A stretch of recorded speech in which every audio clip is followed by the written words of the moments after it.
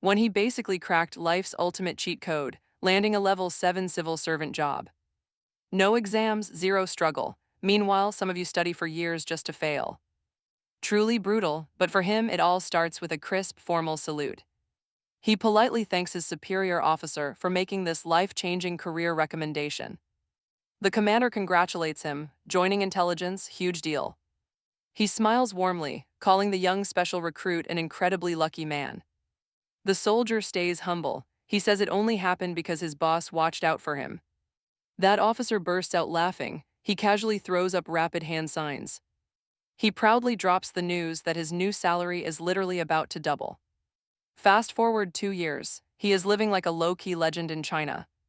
He sits in Dandong, eating ribs and pulling in 5 million won monthly. Sweet gig, almost no actual work. From the outside, his apartment looks tiny. He knows keyboard warriors are already typing complaints about wasted public tax money. Relaxing on the floor, he stares right at a high-end camera aimed outside. His unique talent is worth billions, satellite level. Finally, he gets up, time to prep for the actual mission. While he prepares, global politics are turning into the absolute usual mess. Missile launches, nuclear tests. Naturally, the United States slapped on massive sanctions. Because of that immense pressure, North Korea's critical lifeline is shrinking fast. Their main trade route left is the busy Amnok River Bridge in Dandong.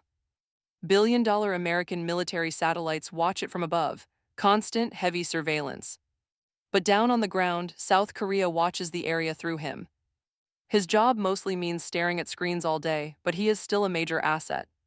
Suddenly, the front door clicks. Someone is unlocking his secret apartment.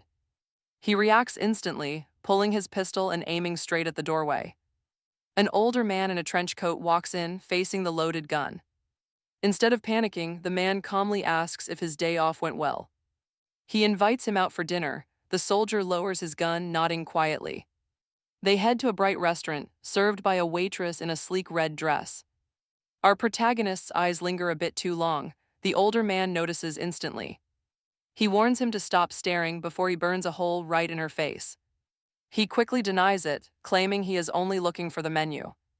Yeah, right, even people with zero game know that excuse is pathetic. This older man is Choi, a senior National Intelligence Service officer. He is a black ops legend who spent 20 years building networks in China. Their overseas spy organization operates in complete, isolated secrecy. Because of that, Choi is his only point of contact in Dandong. Over dinner, Choi asks about the target truck at the Amnok River Bridge. The young spy admits he has not seen it yet. Choi tells him to stay sharp. He must report any suspicious activity immediately, then Ling Ling serves the food. Before he can say thanks, Choi is already stuffing his face with food. He casually compliments the young man's improved Chinese, but then his expression turns serious. Choi warns him not to get comfortable. This city is a ticking time bomb. Wolves hide among sheep. Spies from America and Russia are everywhere. Global agents are all over Dandong, and the triads are running wild in the shadows. Active here along with Room 39, North Korea's secretive shadow organization, if a real major incident erupts in a place like this, the whole world is going to feel it. He goes dead silent for a moment, finally realizing this is not just some spy fantasy game anymore. Snapping out of it, he asks what the biggest problem is right now. Choi says that Room 39 truck is definitely a serious issue, but there is something far more urgent. Then the commander drops the next assignment, taking photos of a major drug deal happening tonight involving a low-level triad squad. He immediately pushes back, saying he is a harmless pigeon, not some deadly falcon, and this is straight-up field duty. Choi simply places a 5 million won overtime bonus right on the table, and suddenly this guy remembers. He absolutely loves his job. He heads out and slips into the bushes with his camera ready to collect some hard proof. Huddled in his hiding spot, he starts taking photos of the deal. While the exchange goes down, zooming in for clearer shots, then he suddenly notices the North Korean vehicle from Room 39 and his entire expression changes. Choi had asked him about that exact truck earlier. Before he can report anything to the agency, someone presses a cold weapon right against his skull. A massive guy demands to know his identity. He stammers and begs him not to pull the trigger, but the gunman quickly figures out that he is A South Korean operative. Glancing around, he realizes multiple dangerous men are pointing guns directly at him, leaving absolutely no path left to escape. He tries to lie and claims he is just a lost tourist, but even that weak excuse is dead on arrival. The lead thug is not impressed by his explanation at all, looking like a boss hearing the exact same excuse for the third time this month. Then they notice his camera, too, and the situation gets so much worse. With nowhere left to run, he lies again and claims he was only taking innocent photos of migratory birds. The response he gets is a brutal punch straight to the face. He keeps insisting he is only there to shoot wildlife, but the gunman does not buy a word of it. Instead, he orders his men to attach a silencer and execute him on the spot. As the weapon is readied, true fear hits him hard. He has to remind himself that he was handpicked by Nick to be an undercover intelligence operative. He was sent here to snap photos and pass along critical intel. The actual reason he got recruited in the first place is that his old military squad highly recommended him. That memory drags him straight into a flashback. Before working with Nick, he was Sergeant First Class Kang Chang-soo-hyun, an elite soldier in the Republic of Korea Army Special Warfare Command. His old boss always talked about luck, but that was never the real story. This guy was the absolute kind of soldier who made everyone else look like background players in their own squad, even after facing terrifying dangers all through his military years. He admits he has never met beasts like these thugs before. Back in the present, his elite instincts suddenly trigger. He knocks the gun aside, decks the attacker, steals his pistol, and turns the entire field upside down. Another thug aims a shotgun at him, so he grabs the leader as a human shield, returning fire like a lethal professional. His gaze turns cold and focused, finally revealing the absolute beast of a soldier hiding under his goofy, laid-back pigeon routine. Before long, the thugs are completely down, leaving him standing all alone right in the middle of the chaos. Then reality slams back into him. Those gunshots are going to bring the He looks at the mess as reality hits. Those gunshots will draw a crowd. The triads in room 39 are clashing. This is a complete nightmare. Gunfire erupts everywhere as both sides blast at each other. The soldiers and gangsters trade shots, leaving Chang Song in the middle.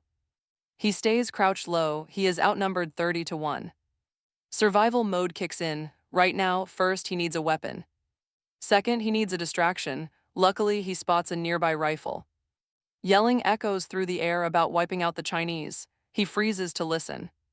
He stops, he listens, then he starts recording the madness. Through the screen, he watches the two groups rip each other apart. They are totally focused on the fight. Nobody is watching him. He records everything. Bit by bit, the puzzle comes together. It seems the North Koreans mistook his attack for a triad ambush. He watches the absolute mess as bullets fly back and forth. They are like greedy siblings fighting over a fake inheritance. The shots came from his side, but everyone assumed betrayal. And honestly, neither faction ever planned to play fair from the start. The triads wanted to run off with the cash and drugs, while the North Koreans wanted everyone dead to keep all the money. The gunfire stops, pure silence. Chang Song surveys the wreckage. He got incredibly lucky. Holding the rifle, he carefully moves through the area. Total devastation. Bodies litter the ground. No one is left standing. He needs to find out what happened and get out fast. Passing the gas station, he realizes how crazy this shootout really was. These guys were spraying heavy bullets right next to highly flammable fuel tanks. While searching around for any useful evidence, something on the ground stops him cold. His face goes blank, then the sheer shock hits him. Inside a Korean military base, a commander flips through a file. He looks at the papers and quietly speaks a name, Kang Chang-song. He calls him a living legend, and not just for his monstrous combat skills. Actually, there is another reason, a much weirder one. The commander recalls their old deployment together, on one of their operations. Chang Song recovered stolen gear. When asked how he did it, he casually said he just found them lying on the road. Truly unbelievable. Another mission, another target, this time a dangerous terrorist. When asked how he caught him, his explanation got even more ridiculous. He was simply buying groceries when the suspect walked right into him. When it comes to Chang Song, logic just clocks out early. Then a third mission. He rescued the hostages. Naturally, his teammates asked how he did it. The answer was the same pure nonsense. He was just looking for a restroom. The captives were apparently blocking his path. The commander puts it simply. Chang Sung survives impossible odds with a luck that defies all normal laws. And now this same legend is back, once again stumbling into absolute chaos. Meanwhile, back at the ruined drug deal in Dandong, Chang Sung continues searching. He spots a briefcase and pops it open, revealing neat stacks of cash. There is around $2 million inside, totaling roughly 2.4 billion won. The second he eyes that massive cash, everything else around him completely freezes. He pulls the bills closer, his brain just completely shuts down in disbelief. This sum easily doubles the largest first-place lottery payout in South Korea. Meanwhile, most people hearing this just realize their own life savings are nothing. Even scratch the surface. Shaking it off, he forces himself to snap out of the daze and immediately starts cleaning. He locates the nearby security cameras and destroys them, wiping the footage before burying the cash. He buries the drugs near the gas station, wrapping things up as neatly as humanly possible. The cover-up is done. He rides into the dark on his motorcycle, but one heavy question keeps grinding in his mind. Should he tell old man Choi about the 2.4 billion won? His thoughts drift back to his family in Korea, especially his younger siblings, who grew up parentless and struggled their entire lives. The option hangs there. Maybe he just stays quiet. He keeps riding straight through Dandong, while the neon city flies by, but his mood flips in an instant. The cash suddenly means nothing because a much deadlier problem has arrived. An elite NIS base has been hit, not just any outpost. It belongs to Old Man Choi, the Black Ops agent who spent 20 years building the entire human spy network across China, the only man who was his sole contact in Dandong. Now he is dead, exposing absolutely everything. Room 39, the triads, MSS, CIA, every rival agency in the region can now exploit what Choi built over 2 decades. Names, operational details, entire networks, all of it is compromised. Right in the middle of that mess is Chang Seng's file. Danger is closing in from all sides. Only one thought remains: if he does not escape China immediately, he is dead. A dark highway stretches ahead. As a sign flashes past G228, he is officially out of Dandong. The next destination looms ahead: Dalian, a major port city in Liaoning province. He tears through the pitch black at absolute maximum speed. Then the emergency protocol triggers. If his direct superiors go missing or die, he must retreat to a designated safe house. He heads there right away, slipping inside and walking straight to the secure emergency phone. He activates the system, pulling out a small device flashing the code 505. Signaling SOS, he lifts the receiver as the line connects. He identifies himself as Dandong Pigeon 5, quickly stating the reason for using the safe house. His contact, Old Man Choi Pigeon 2, is dead. He warns them that his own exposure risk is extremely high, so the threat is critical, and just like that, his worst fear suddenly becomes reality as a blinding light suddenly floods in from outside. He freezes mid-sentence, watching an unmarked car pull into the safe house. His blood runs completely cold, and seconds later he is already in cuffs. His wrists are bound, sitting inside a dark vehicle in heavy silence. A man aims a silenced pistol directly at his face, making it clear there are no questions. He demands his fingerprint as another guard grabs his hand and scans it. The system screen instantly flashes, confirming his true identity. Indeed, Dandong Pigeon 5, the shooter claims it is just a routine safety measure. Then they blindfold him and pull him out. He asks if they are heading to the Dalian safe house, but he is shut down instead, told to shut up and keep walking.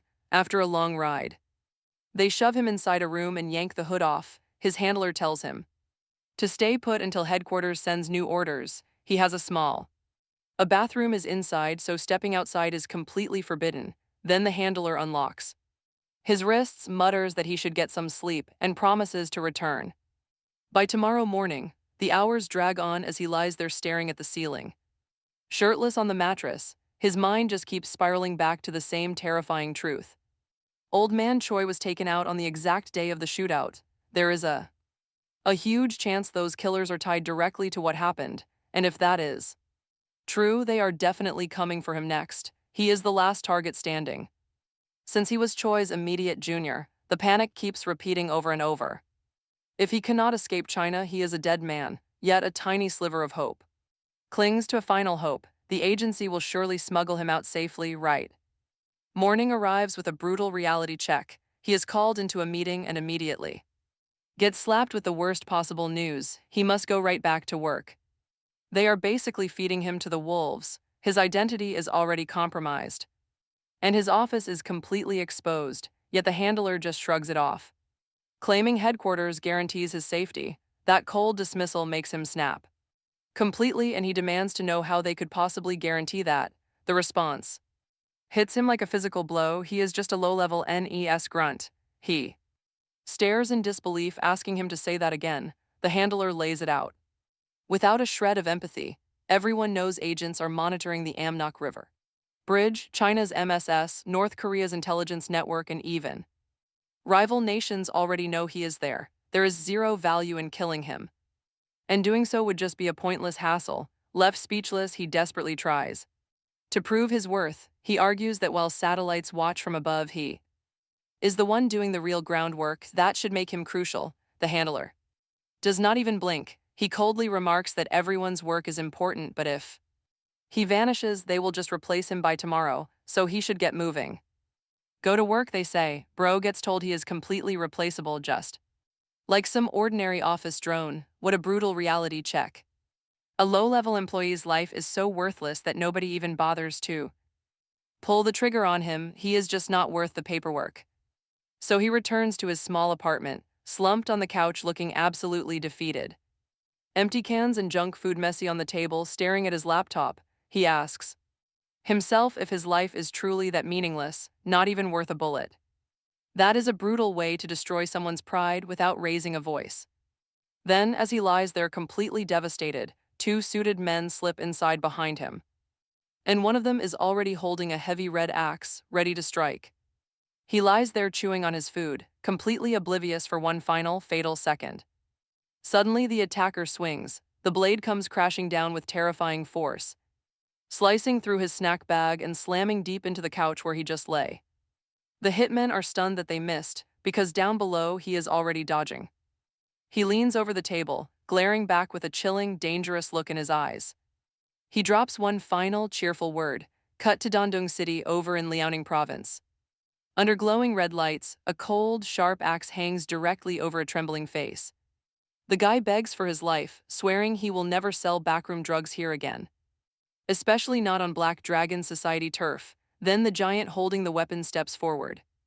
Meet Wang Yaodong, the massive, terrifying branch manager of the local Black Dragon Syndicate. Yaodong calmly asks the shivering man if he stole those drugs from the gas station. The guy completely loses it, screaming no, they are just cheap Malaysian smuggled goods. Nothing was stolen, he swears, ignoring the bloody bodies already scattered around the floor. He keeps sobbing, shouting that his crew is not crazy enough to cross the syndicate. He actually swears he has zero clue about any gas station heist in the city. Shaking like a leaf, he begs them to believe his words just this once. Suddenly, a cold voice speaks up from the shadows, calling out to Yaodong. He examines the package, muttering that the quality is way too trash to be theirs. This is Wu Shi, the vice manager, and he notes the product is absolute garbage. In his opinion, the crying loser on the floor might actually be telling the truth. For one glorious second, a tiny spark of hope flickers in the victim's eyes. He nods frantically, eagerly backing up the vice manager's words. He gasps that he was only trying to scrape together a bit of extra cash. Yaodong smiles, says he believes him, and instantly swings the heavy axe downward anyway. A sickening wet thud echoes as dark blood sprays across the concrete floor. Yaodong spits that if the triads rule China, then his syndicate owns Liaoning Province. Yet some suicidal idiot dared to raid their deal and steal their inventory. They took the cash and the stash, and he wants everyone involved dead. That means local dealers, big spenders, and those pesky Korean agents from before. Yaodong barks out an order to hunt down and drag in every suspect. He promises to personally peel the thief's face off while the bastard is still breathing. Bring them back broken, he sneers. Meanwhile, back at the secret hideout, Changsong moves like a ghost before the thugs can even process his presence. He blitzes forward, throwing a vicious punch right at the axe-wielding goon. The thug swings, but Changsong ducks inside the guard and shatters his jaw. He keeps swinging, treating this hardened criminal like a personal boxing bag. A second attacker lunges with a knife, but he shuts it down instantly. Weapons clatter away as he slams both idiots hard onto the cold floor. One of them shrieks in pain. Our boy just stands there completely unbothered. Sporting his signature green tracksuit, he adjusts his collar like nothing even happened. Seriously, he acts like he owns the place, and who is going to stop him? Outside is quiet, but inside, this power dynamic just took a massive turn. One groggy goon slowly opens his eyes only to see Changsong staring right back. He quietly tells him to wake up, easily the worst alarm clock imaginable. Now both attackers are bound tight on the floor, screaming for a release. He flatly refuses. The loud one shrieks, demanding if he knows who they are. Changsong deadpans that he does not, making the guy scream in pure rage. He warns him of a fatal mistake, introducing himself as Fan Zendong. This is the second in command of the Brown Bear Gang, yelling his head off. He demands to know if Changsong's Chinese is bad, or if he's just incredibly dense. But then he finally spills the real truth that matters. Turns out the Dandong Brown Bear Gang is backed by the Black Dragon Society. Hearing this, Changsong immediately connects the dots in his head. The Black Dragon Society actually sits right under the legendary triads, and he finally gets it. So basically, this loudmouth is just a subcontractor of a subcontractor. Changsong jokes about whether he should recognize some low-level worker from a tiny company. Honestly, even a super advanced search engine wouldn't have a single clue about this low-level nobody. He warns him never to use that cheesy "do you know who I am" line again. Unless he's talking to his mother, since she's the only one who cares. The gangster tries complimenting his Chinese, but Changsong shuts him down instantly. He demands real answers before he completely crushes the guy's face with a heavy metal dumbbell. That brutal threat does the trick, and the real truth finally spills out. Their secret safe house has been completely exposed by this incredibly annoying and violent subordinate gang. Keeping the interrogation going, Changsong immediately fires up his laptop. He immediately contacts headquarters, demanding a total base shutdown. From what he squeezed out of this captive, things are going to get incredibly messy. The Black Dragon Society murdered Old Man Choi specifically to block the major drug investigation. As for the Brown Bears, they were just sent to grab the Koreans inside. They had no idea that Changsong had already stolen their cash and stash. But now that he has captured one of their top guys, his cover is blown. That means both the Black Dragons and the Triads will be coming for him. He stares at his screen, waiting for the green light to pull out. The official order to abandon the entire base should be landing at any second now. He plans to slip away and escape the country, but then the ping arrives. Mission denied. They cannot close the base due to that recent gas station explosion. A high-profile political target from Room 39 is scheduled to cross the bridge in a few hours. Changsong must stay put and snap those photos no matter the risk. He clutches his head in absolute disbelief, realizing he is completely and utterly screwed. Trapped with a bloody mess, he still has a high-stakes job to finish. Right on cue, the electronic lock on the front door starts to beep. He opens it up, only to find a brand new, highly dangerous problem waiting outside. A red-haired guy in a flashy suit starts talking before the door even opens. He demands to know if his brother is inside, backed by a massive crowd. They are all packing heavy weapons, and this situation is about to get incredibly ugly. Changsong always thought secret agents looked sleek, smooth, and incredibly cool in movies. On the surface, he's actually managed to keep up that classy vibe. Suddenly, a loudmouthed thug steps forward and introduces himself to Changsong as Wang Chajin. The actual boss of Dandong's Brown Bears is finally standing right here. Changsong can only sigh at having to deal with these complete clowns. They ask if he knows who they are, and honestly, we would probably laugh too. That chuckle pushes the boss over the edge, and he goes ballistic. Wang Chajin instantly draws a lethal blade and lunges forward to slice him in half. But before anyone can even blink, Changsong drops 3 guys in a flash. 3 more thugs charge him, he doesn't even slow his pace. First punch. Then another, and suddenly 4 of them are already down on the floor. Panic begins to spread. They whisper, trying to make sense of this. This wasn't supposed to happen. In their minds, they live in reality. Not some crazy action movie where a guy effortlessly clears an entire crowd. Chang Song feels that massive disconnect too. Fiction is vastly different. But knowing that doesn't make things any easier, he grabs a heavy hammer, accepting the threat in front of him and prepares to handle it the hard way. The tension peaks. The remaining gang members hesitate, caught between rushing him or running. He stands his ground calmly, telling them to step up if they truly want to fight.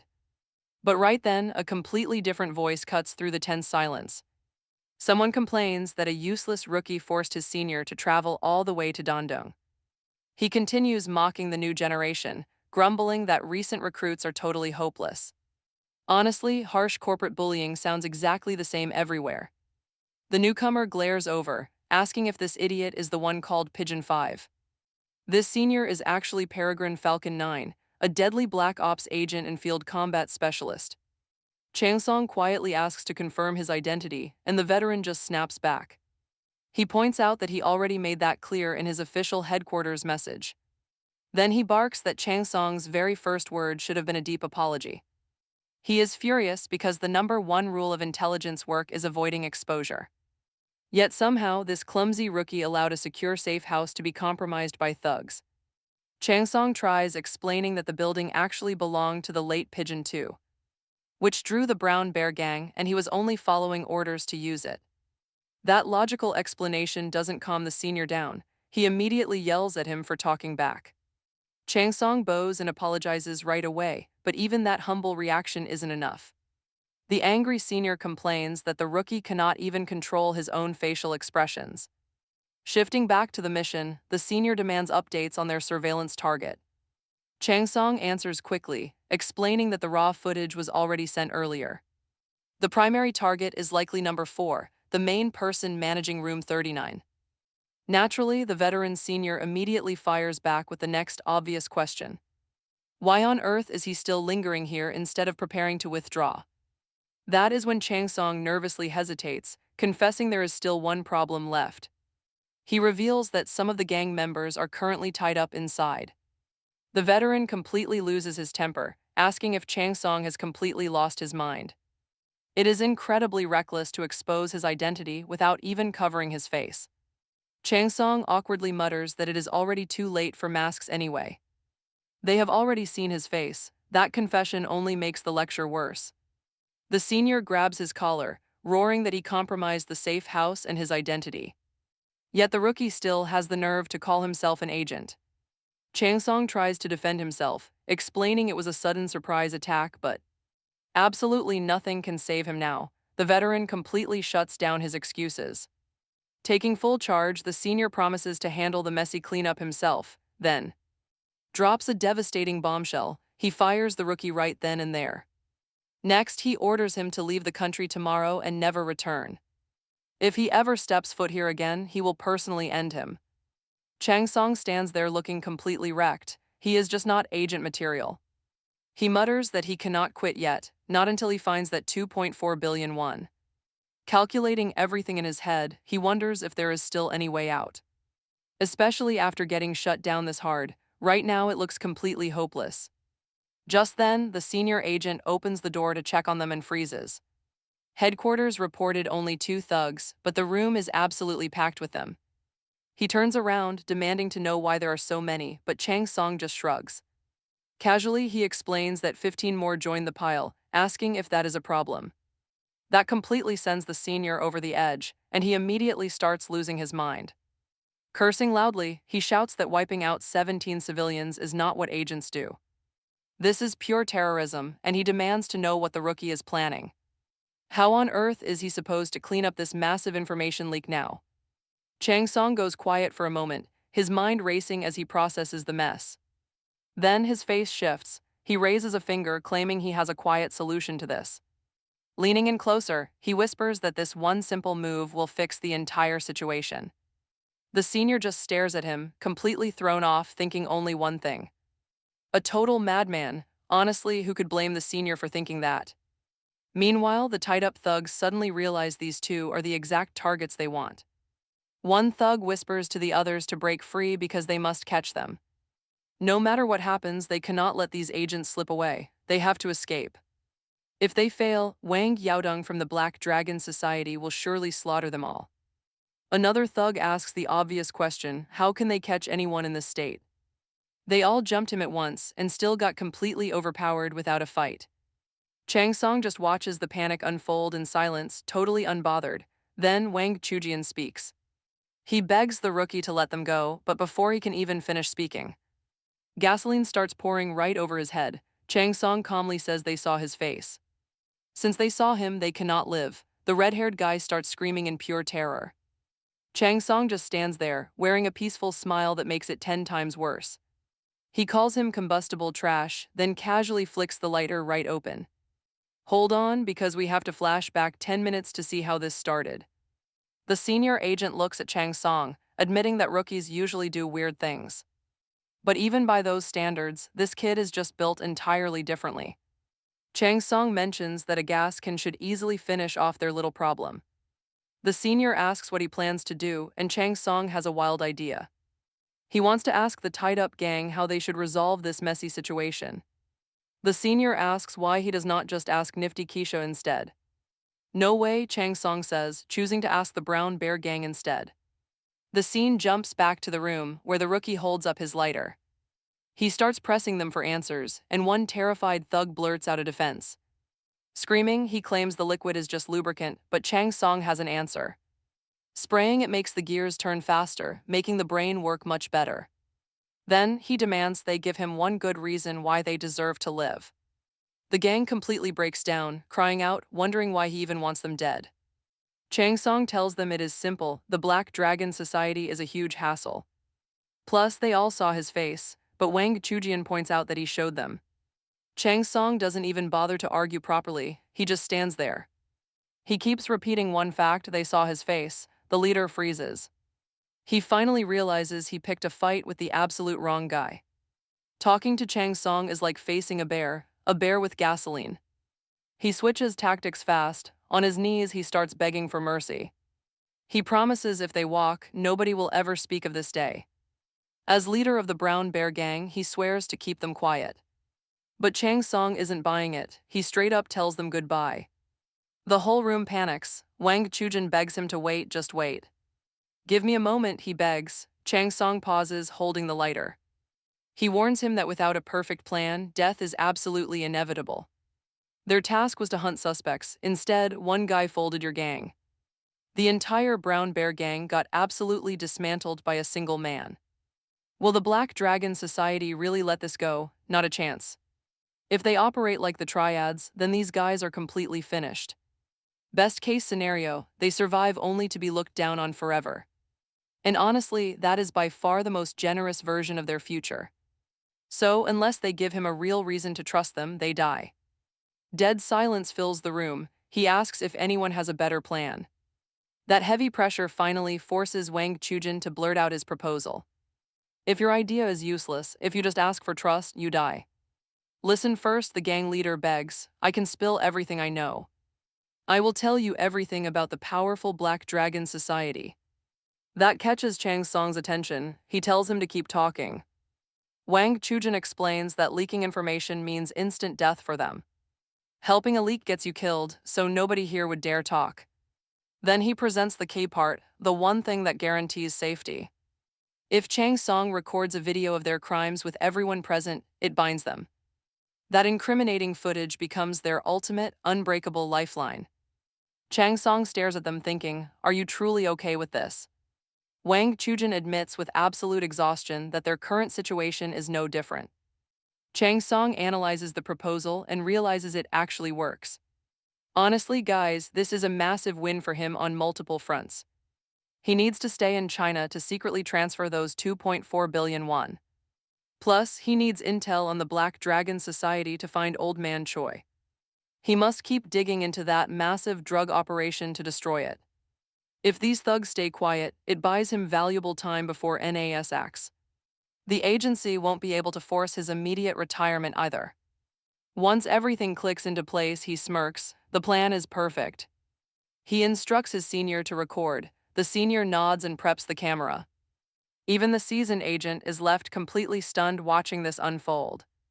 He's been in this game forever, but he has never seen anyone like Chang Song. By every normal standard, exposing a secret base is a fatal mistake. Blowing your own cover is normally an unforgivable blunder for any agent. Yet this rookie somehow managed to subdue 17 men completely alone. He secured them alone without civilian casualties, keeping everyone quiet. He got intel on the Black Dragon Society and that massive drug ring, and yet he finished his filming mission right in the middle of all that chaos, even his supervisor starts wondering if Chang Song is just a complete screw-up or some hidden S-rank monster. In disguise, then the recording officially begins. Chang Song steps right into frame with the local gang leader, telling him to state his name and his occupation. The boss nervously stammers his name, Wang Chujin, leader of the Bear Gang. Chang Song mentions hearing that Wang has some juicy secrets to spill today, and the boss nods along. Then Chang Song asks how a crew this terrible at fighting managed to lose 17-1. He openly mocks Wang's shame, calling him a fragile, pathetic little guy. That savage insult hits so deep the senior producer almost short-circuits right behind his camera. He just stares. Honestly, who can blame him, realizing they hired a total lunatic? Meanwhile, inside a government compound under the South Korean flag, things shift directly to an intense briefing.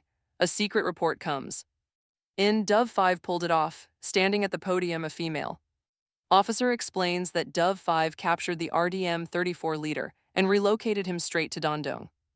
On the screen behind her, Dove 5's profile remains active while high-ranking officials listen in absolute silence. Listen silently, the officer explains the target was kept totally hidden.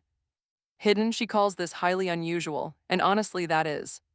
Already screaming trouble, sitting at the long conference table, Deputy Director Nam Woo-sung.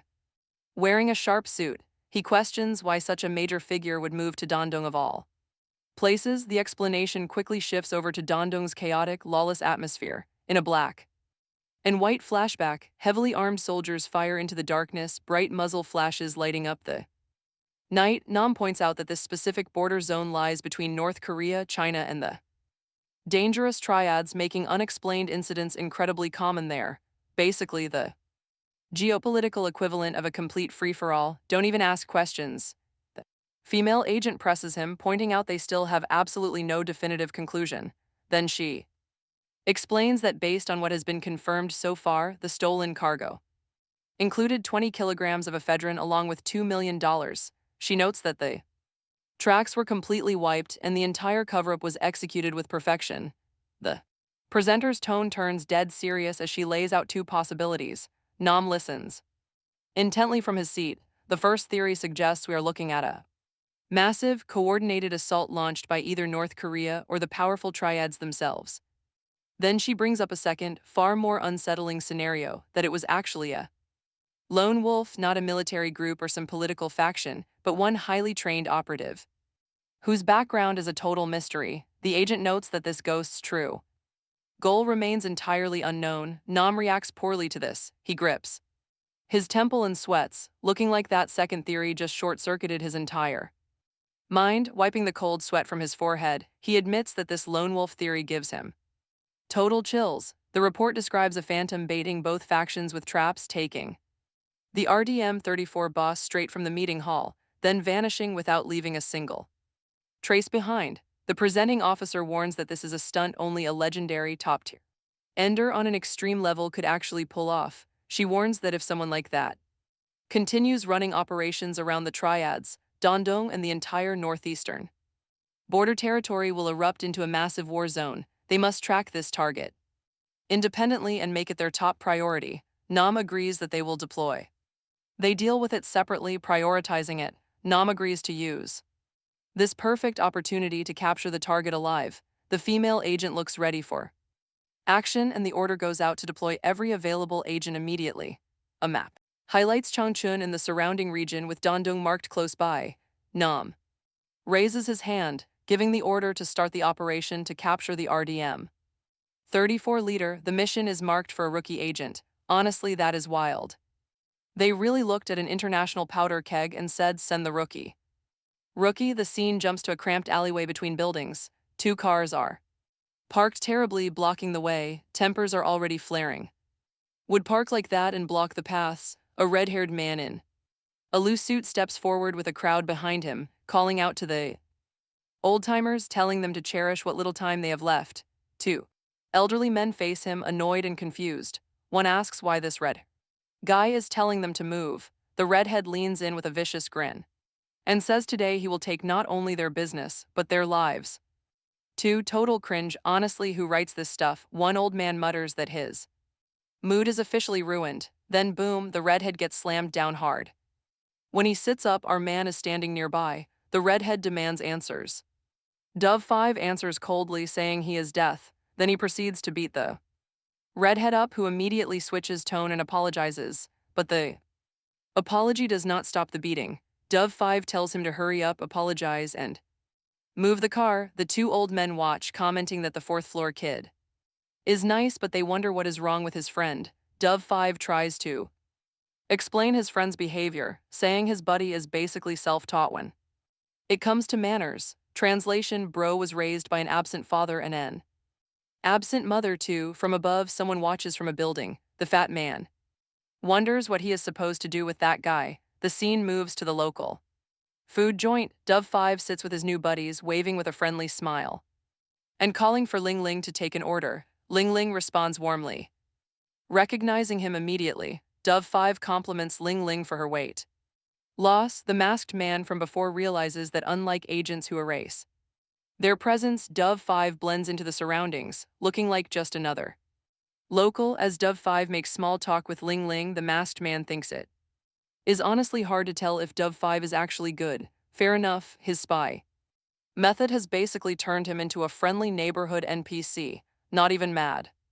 Gets a notification that immediately calls them all to base, and realizes he can use this opportunity. Dove 5 scratches the back of his head and says they will have to close the base for a while, adding there is no need to stay there. Asking what they should do, the fat man cuts him down immediately, telling him he is in no position to worry about the base. He adds that his own status is the bigger issue, asking if he knows the agency's first motto, that they work in the shadows and always aim for the light.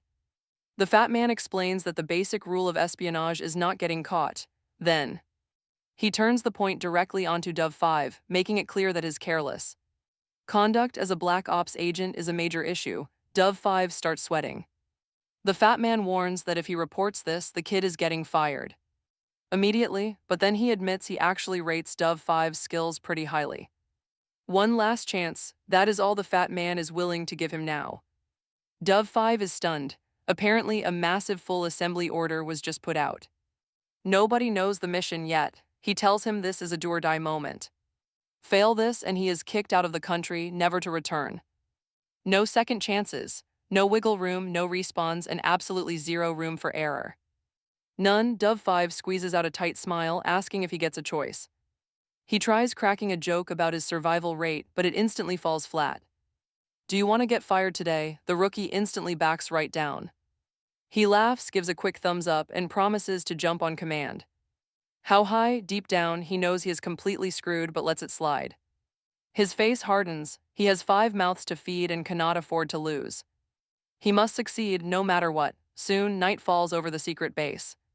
The hideout is called Forest Path Bar. The two of them walk up. Heading down the steps, Dove 5 asks the fat man if he visits often.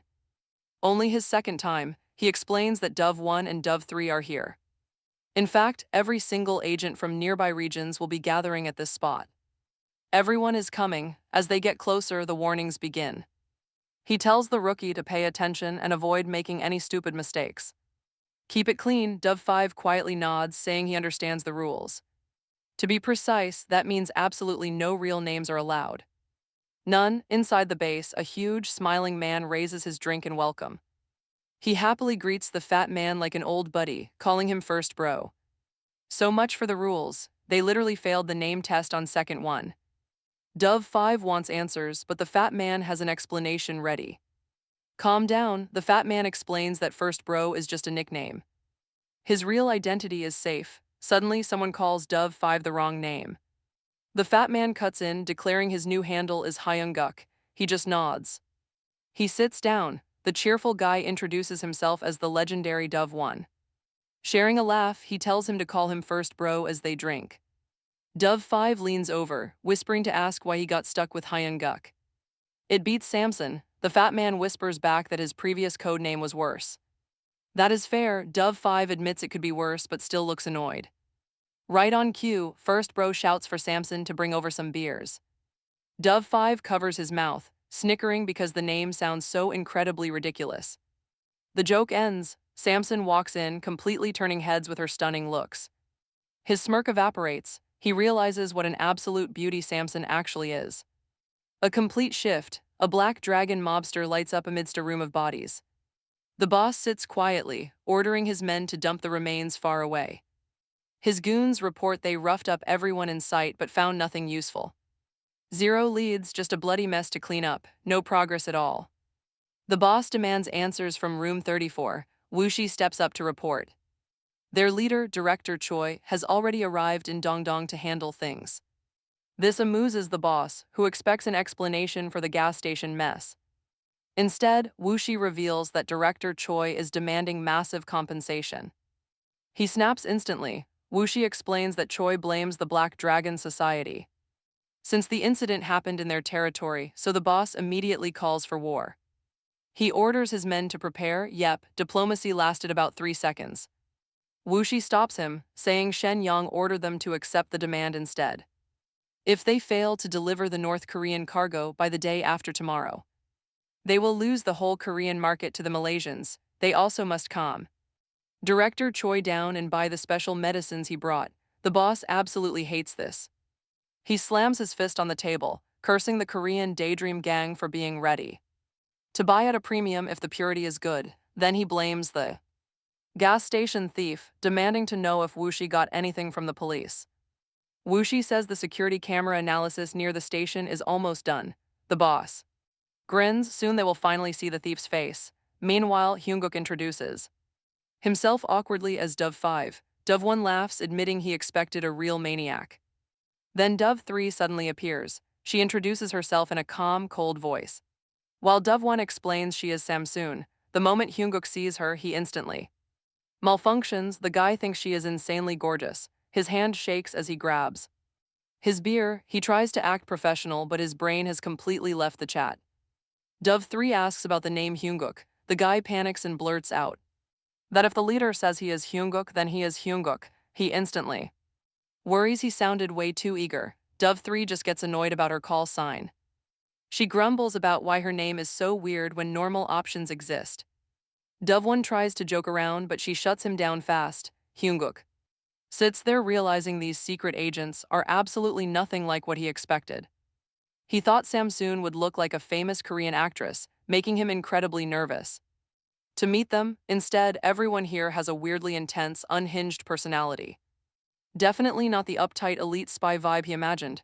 The big guy notices Hyun-guk staring and demands to know what he is looking at before things escalate. Dove 1 collapses and starts briefing everyone on tomorrow's operation. The big guy asks why the other agents are missing. Dove 3 says they still have not arrived. Dove 1 says they will join tomorrow, but Hyun-guk has a task. First, Dove 1 brings up the car that Hyun-guk photographed the day before. He says it belongs to a high-risk target who rarely shows his face. Director Choi, head of the North Korean Room 39 Special Medicine Division. Dove 1 explains that Choi likely moved because of that unexplained gas station chaos. Rumors also claim someone stole a massive pile of cash and the medicine. Hearing this, Hyun-guk quietly takes a drink because that hits way too close to home. The mission is simple but dangerous. Director Choi is staying at Samway Hotel and plans to meet with the Black Dragon Society very soon. They must capture him before that meeting occurs. Hyun-guk has to pose as a hotel guest, snap a clear photo of Choi and tail him. Basically, he has to set up the entire abduction. Dove 1 asks if there are any questions. Hyun-guk raises his hand, pointing out his camera is way too big. He asks for something smaller like a spy camera or body cam. Dove 1 gets excited, calling this a classic hidden camera operation. He orders Samsoon to help him out. She steps closer and immediately starts patting down Hyun-guk's clothes for a hiding spot. Hyun-guk freezes up as she leans in close, his face flushing deep red. He realizes that Once he finds his 2.4 billion, he is quitting, but with Samsoon this close, he starts thinking staying on the job might actually be alright. Is he totally whipped? Yes, definitely. The next day, the Samway Hotel looms ahead. Down in the basement elevator lobby, the Black Dragon boss stands waiting with his goons, grumbling that the elevator is too slow. One henchman reports that Director Choi is in room 1305. A bad omen maybe, Joy then mentions they just got a photo of the gas station thief sent over from the police. The boss rips open the envelope and glares at the picture. Instantly his face shifts. He knows this face from somewhere. He swears he will track the punk down and skin him alive. The elevator door slides open. Hyung-guk is standing inside. He looks out and completely freezes. The Black Dragon boss is standing right there clutching the photograph. Their eyes lock. The boss recognizes him. This mission is in deep trouble already. He is toast before things even start.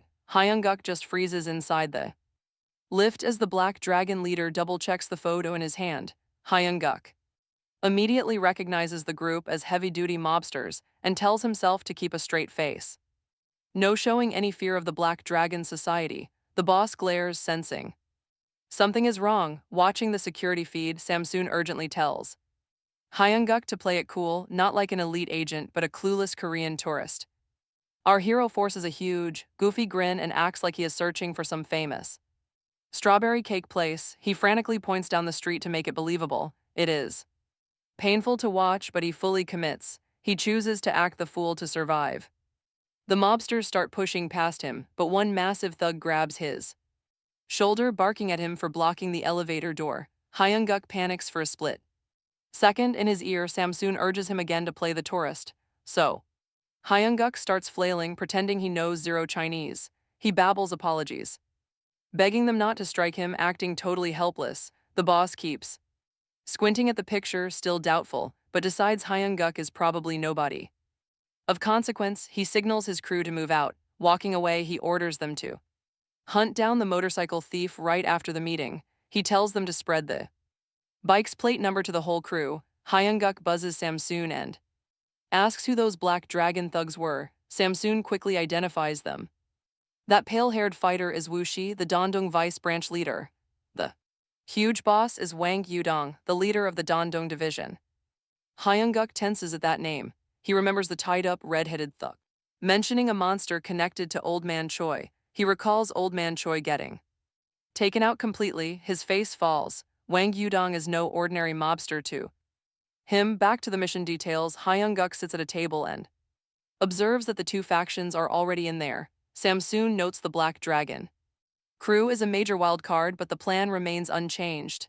The goal is simple: secure North Korea's Room 39 pharmaceutical chief, Dove. One tells Hyung-guk, acting as Dove 5, to direct the tactical squad. When the right moment strikes, the mission's success rests entirely on his shoulders. No big deal.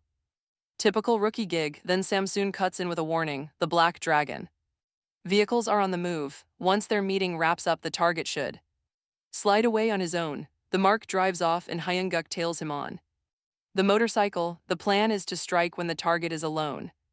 Every agent follows Hyung-guk's lead. Samsoon tells him to stay on that target. Meanwhile, inside a nearby car, Wang Yudong spots the motorcycle. Realizing Hyung-guk is the thief who robbed them, he grins.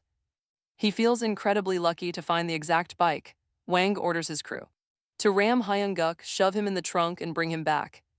This just went from a tailing mission to Grand Theft Auto. Woo Jin stops him. He points out that the car Hyung-guk is tailing belongs to Director Choi of Room 39. If that gas station thief is tailing the director, then Hyung-guk is not alone. Wang assumes North Korea is scheming.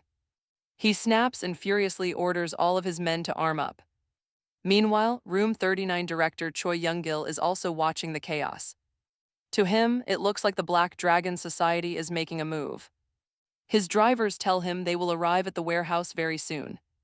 Choi commands them not to stop for anything, growing increasingly furious. They are following him so openly, and he wonders why. They are not even trying to hide it. Meanwhile, Hyung-guk rides on.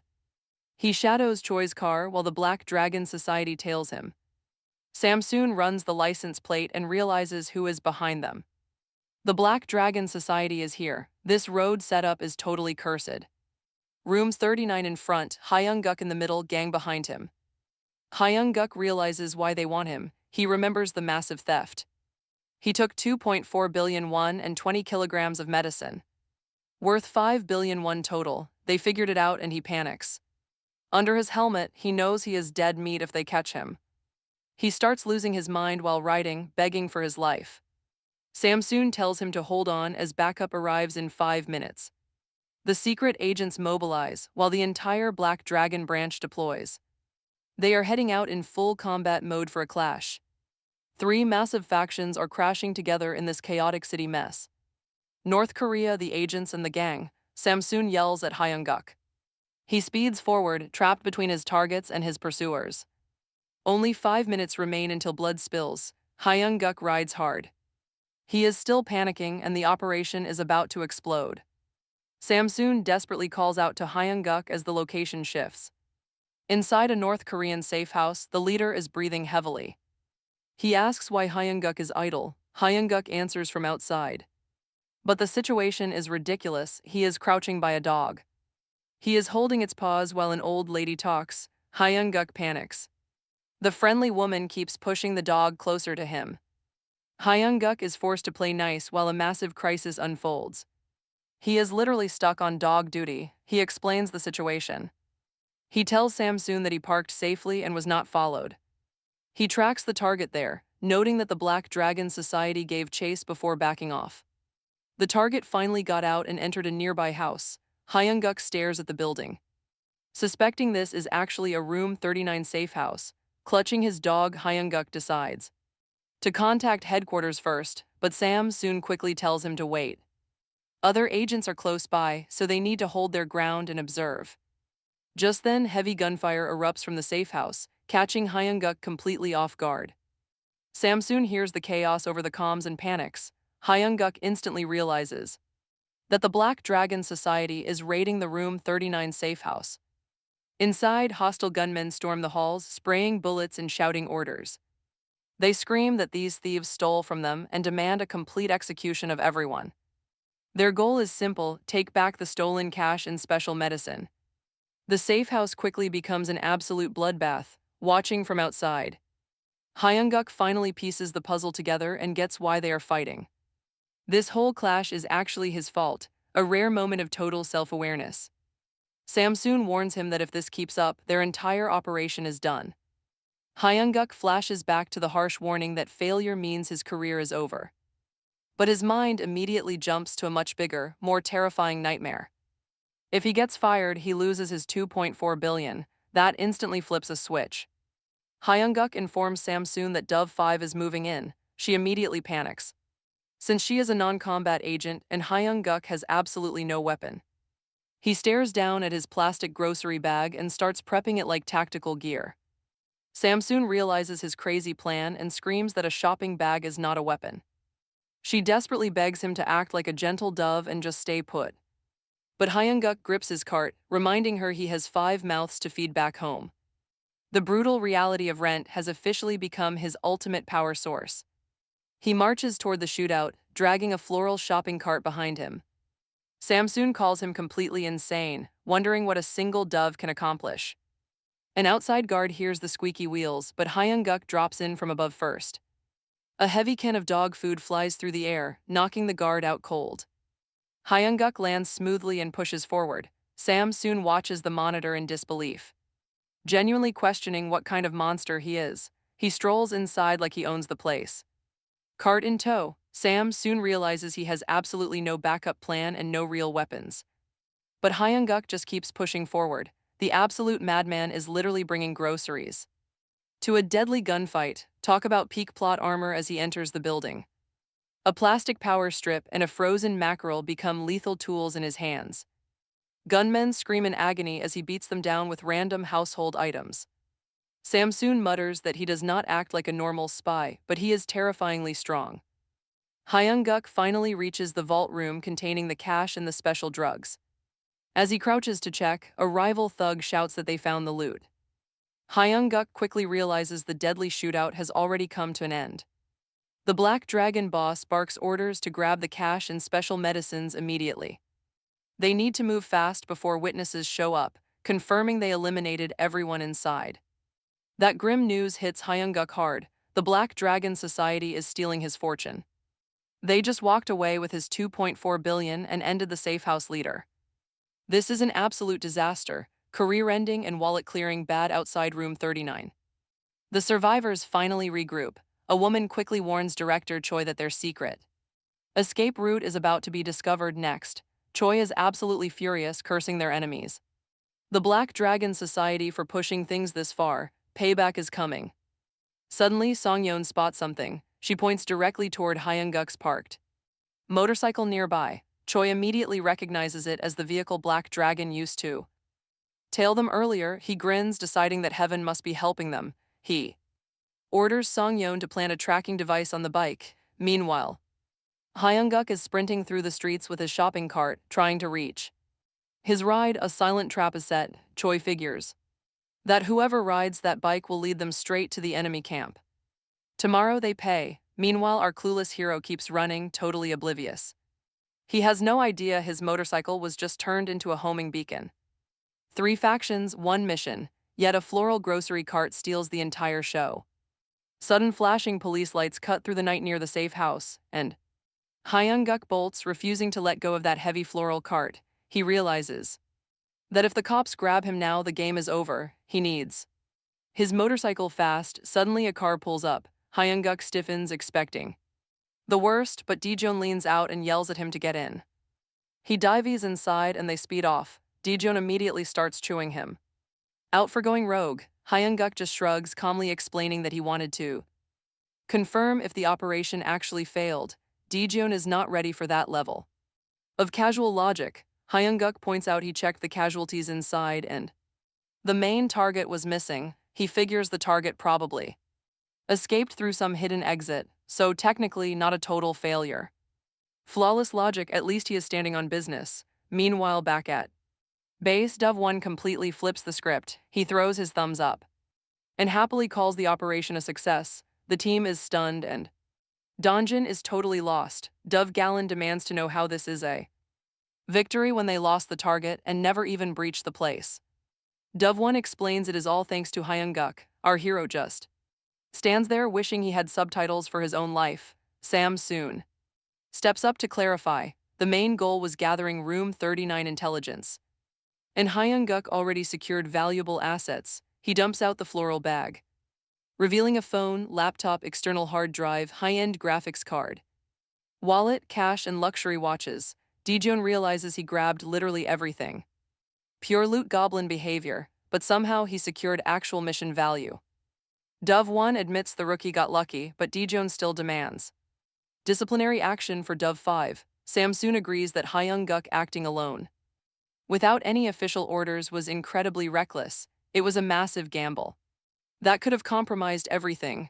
Dove1 nods, admitting that as a commander, that is a fair point. Later, the agents gather to unwind with food and drinks. Dove1 says a win is a win, so they should let it go. Soon, others join the party, including Dalian agents Hawk 8 and Hawk 5, plus Shenyang agents Hawk 7 and Hawk 6. Someone asks about Samsoon. Daejeon says she is analyzing the data. He figures she is just sulking because Hyunguk got off easy.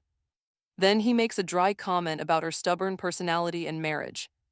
Just like that, the tension breaks. Meat hits the grill and soju pours. Yet Hyunguk just sits there feeling completely empty. Meanwhile, Dove1 is ecstatic. He even pulls out a special treat he had flown in from back home.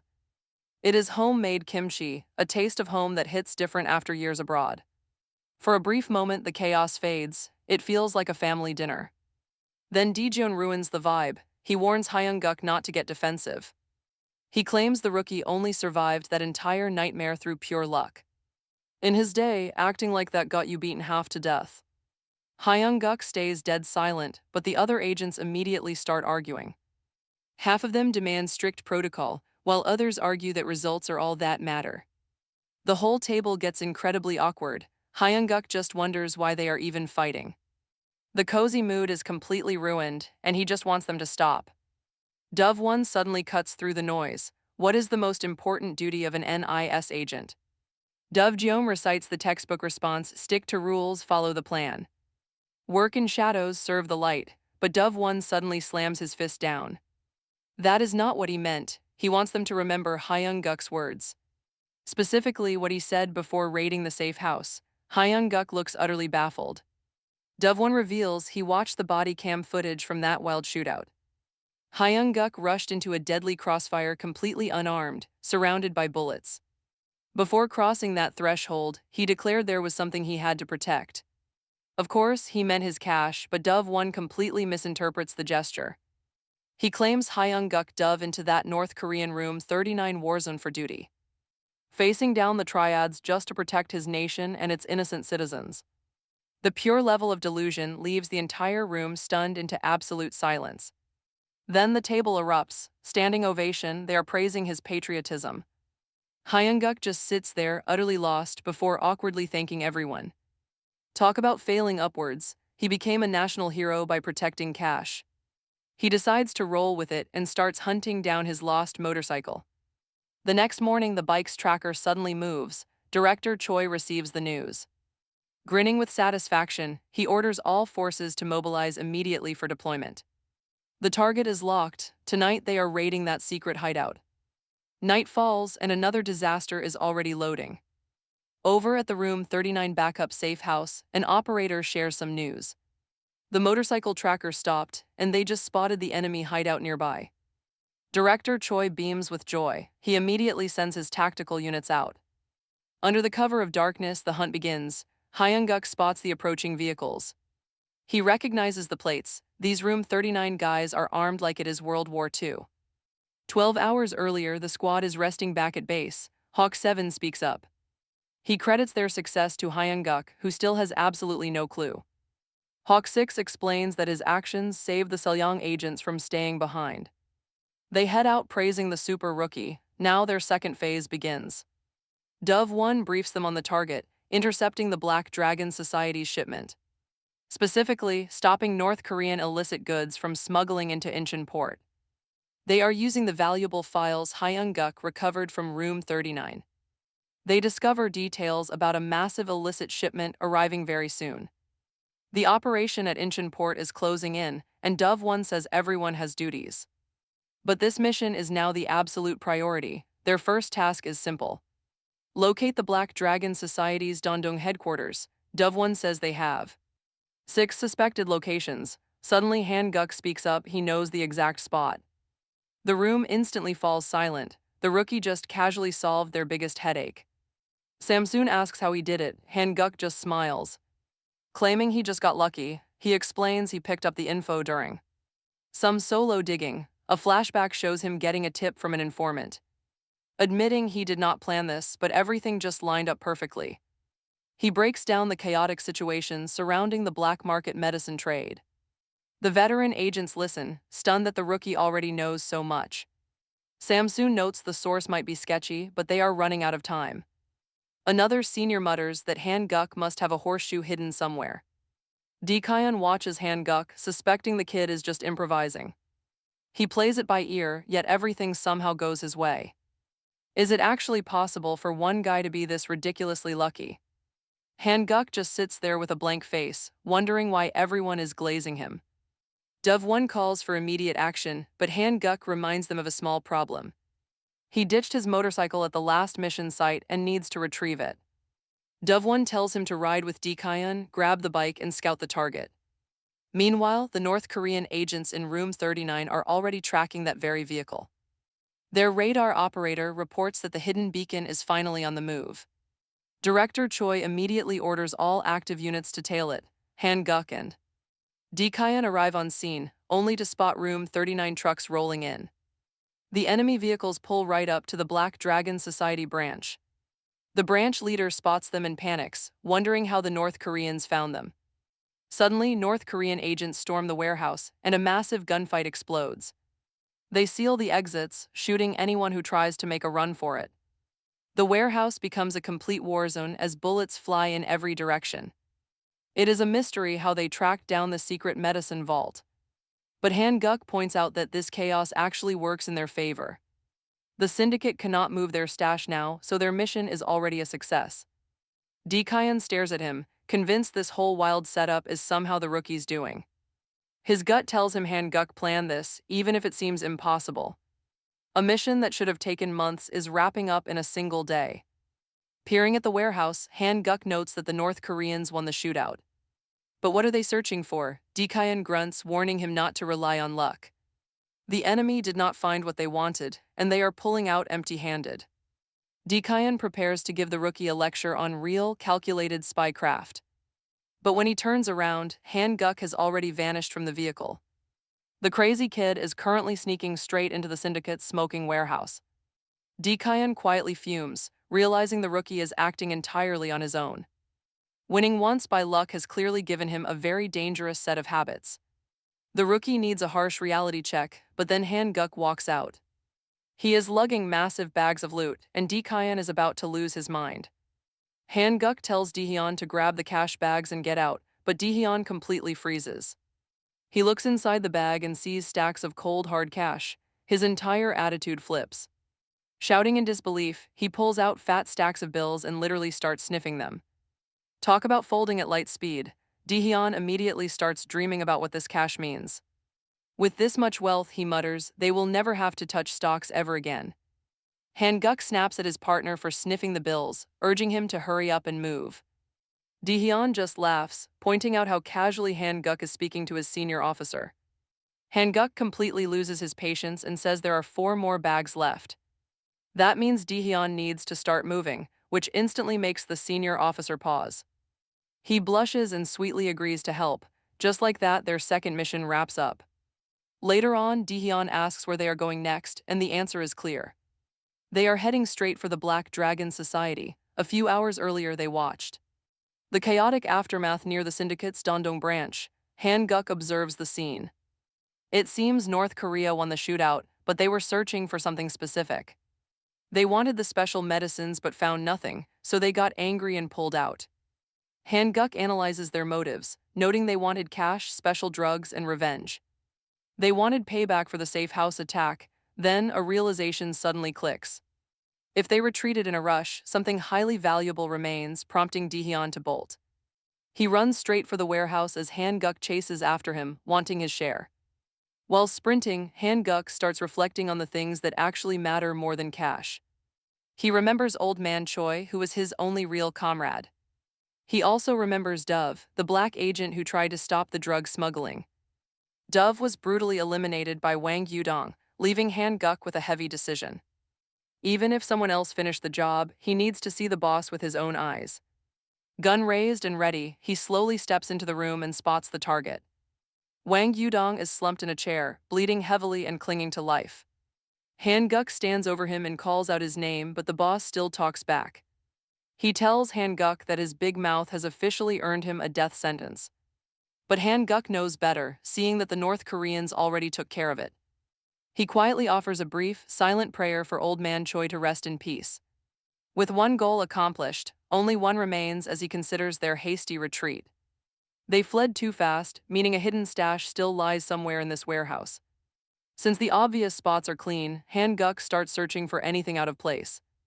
He scans the messy room, checking a fallen plant, a desk, and random items. Suddenly, his eyes lock onto the massive bookshelf, and a hilarious thought hits him. He jokingly thinks that the dying boss is the most out-of-place object here. Imagine pausing mid-investigation just to roast a dying man, but he quickly refocuses. That bookshelf really is weird. It is not a liquor cabinet, just a standard shelf.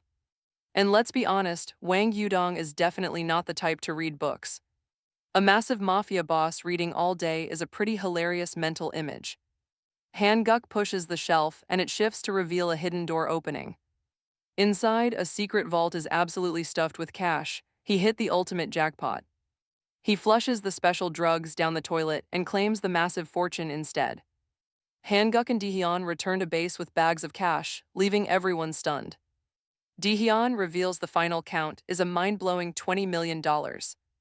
That is about 2.4 billion won. Han-guk found it right there at the scene. Dehyun immediately suggests a split of 400 million won each. Han-guk flashes a beaming, shameless thumbs up, making everyone absolutely lose it. They crowd him, cheering, and raise their glasses to toast Hanguk. Right on cue, a fresh dish is brought out, and someone presents Masan-style pollock stew, instantly flipping the mood into a massive celebration. Acting like Hanguk is employee of the century, Four Eyes brags that he learned to cook this stew perfectly because his mother runs a restaurant in Masan. Then he notices Samsoon is not eating and asks where she is. Hanguk says she is probably busy and tells him to leave her alone. He quickly switches topics, asking Djayu how to send some cash back home to Korea. Djayu immediately says he will hook him up with a broker's number later on. Hanguk is completely caught off guard by how smoothly he answers. Djayu explains that while the fee is high, the broker is incredibly reliable. He also warns Hanguk not to quit his job for the next few years. If Hanguk quits and starts throwing money around right away, people will get suspicious. But while he remains with the agency, no other government department can easily touch him. Seeing this, Hanguk realizes Djayu has completely changed his attitude just because of the cash. He is annoyed, but Djayu keeps acting friendly, calling them family. Now because they split a fortune, if someone handed me $1 billion, trust me, I would act like their long-lost brother too. Hanguk wants to punch him for being so fake, but then a brilliant idea strikes him. He points out that even if he stays there, is still a major problem because his old base has been compromised. Djayu immediately answers that he will just assign him to a new location. Hanguk gets exactly what he wanted: cash transfer tips and a new base. Of course, the real headache is still there. He is going crazy because he cannot keep the entire 2.4 billion won for himself. Still, looking around at the happy agents, he admits that he has a new family. They smile warmly. One big happy crew, pretty wholesome but also extremely suspicious. Later, Hanguk breaks down crying. He cannot cope with losing such a massive fortune. He screams over the cash, completely heartbroken. New crew or not, that financial wound is still raw. Meanwhile, at the agency's safe house forest trail bar, Samsoon storms inside and demands a spot in the field on the very next mission. Since Hanguk, who is also a pigeon, gets field duty, she deserves that exact same shot. She is not asking nicely either, since she is heated. First bro laughs, teasing her and reminding her that pigeon number 5 has a very special talent as an agent. Samsoon snaps, calling that pure discrimination, saying she has been training consistently, so she deserves a shot. 2. She completely throws Hanguk under the bus, admitting that while his results are impressive, he never follows plans, he just survives. Luck, Sam soon keeps complaining, but first bro tells her that from his high level he sees things differently. He explains that in a world where every single mission is a matter of life or death, pulling off an operation your own way shows serious composure. 2. Him, Hanguk's luck is actually a real skill. Samsoon is still deeply annoyed, but first bro promises she will get her chance soon. She snaps, complaining that he always says later. Because it is too dangerous, she insists she is not useless. First bro goes quiet and he just stares silently into his beer, shutting down the argument instantly. Sam soon reads the room, apologizes, and quickly heads downstairs. Things feel awkward. Once she leaves, first bro sits all alone. He touches his chest, pulling out a small locket. He looks quietly at the photo inside, exhaling softly as he sits still at the table. Night falls across the city. Hyun-guk drives a rented car through the dark streets. He heads toward his old safe house. Looking up at the building, he feels it is a real shame. This will be his last time here, especially since he actually got attached to the place. Opening the trunk, he reflects on cleaning the safe house for his big move. Plus, he finally handled some overdue business. Several heavy cash cases sit in the back. Hyun-guk treats the cash like a friend, whispering that it suffered underground. From now on, the cash stays with him. He is incredibly attached to those bags. Insane but understandable. He remembers digging up those 2.4 billion won. He had buried that fortune at a gas station. Combine that with 4 billion won. That makes 6.4 billion won in total, before the broker takes a cut. He calculates he will walk away with 5.4 billion won. Hyun-guk is practically vibrating with greed. Then he stops and tells his money to wait. He remembers that his contact will erase his footprints here and move everything. Inside the safe house, Hyun-guk puts on some cleaning gear and gets to work. While wiping down the surfaces, a sudden, loud knock echoes at the front door. A voice outside calls out to the young man on the fourth floor, demanding he open up. Hyun-guk quickly realizes it is Boss Hyo, the landlord from the agency downstairs. Boss Hyo complains that if the place is listed, he should show it. Hyun-guk opens the door and lets him inside with a polite, friendly smile. He thinks about the two nosy old men nearby, Boss Hyo and Boss Jin. Boss Jin runs the hardware store, but Boss Hyo looks like a practical man. Hyun-guk figures he just needs to answer his questions normally. Boss Hyo looks around. He asks if Hyun-guk broke anything. Hyun-guk politely tells him to inspect the place. Everything should clean up perfectly. Hyun-guk plays along with the friendly act. He promises to finish up and move out today. Then Boss Hyo drops a sudden question. He asks if Hyun-guk is erasing his traces to move safe houses. Hyun-guk freezes as Boss Hyo pulls a gun. This landlord side quest just got deadly. Boss Hyo points his gun, saying Hyun-guk has run around too much. Hyun-guk raises both hands and tries to laugh it off as a simple misunderstanding. While talking, Hyun-guk slowly tries to close the physical distance between them. He figures that if he gets close enough, he can easily disarm Boss Hyo. But Boss Hyo notices instantly and warns him that he will not hesitate to shoot. Hyun-guk freezes in his tracks. He realizes Boss Hyo knows exactly what is happening. If Boss Hyo lets him get close, it is over. This old man is not bluffing. He knows way too much. Then Boss Hyo speaks the cold truth out loud.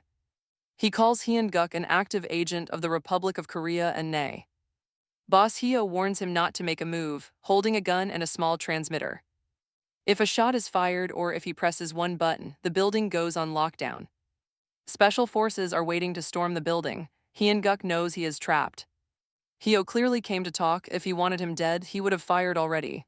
Yet, Hyun-guk asks if going this far was truly necessary, but Hyo counters that without this, he would have either fled or immediately attacked. It is a fair assessment. Annoyingly accurate. Standing completely still, Hyun-guk demands to know one key thing first. Hyo's true affiliation. With a smirk, Hyo reveals he belongs to the Ministry of State Security. Hyun-guk instantly recognizes it as the elite Chinese Intelligence and Counter-Espionage Agency. Hyo lets the heavy silence settle even deeper and delivers his play. From here on, Hyun-guk gets an offer he cannot refuse.